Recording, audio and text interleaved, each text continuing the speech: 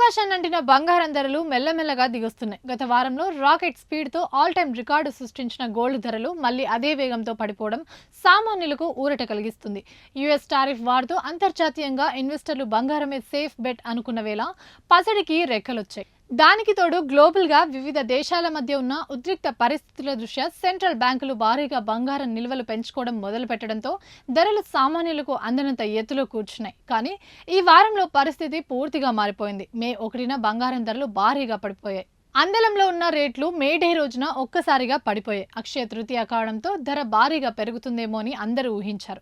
కానీ ఇప్పటికే పెరిగిన ధరలను దృష్టిలో పెట్టుకుని ఎక్కువగా కొనడానికి ఆసక్తి చూపలేదు పసిడి ప్రియులు. దీంతో హైదరాబాద్ నగరంలో బంగారం ధర పడిపోయింది. హైదరాబాద్లో 24 క్యారెట్ల బంగారం ధరలు 10 గ్రాములకు 200-180 తగ్గి 95,730 పలుకుతుంది. ఇక 22 క్యారెట్ల 10 గ్రాముల పసిడి ధర 2,000 తగ్గి 87,750 వద్ద కొనసాగుతుంది. పసిడిపై ప్రపంచ మార్కెట్లో డిమాండ్ కాస్త తగ్గుతుండడమే ఇందుకు కారణమని నిపుణులు అంటున్నారు.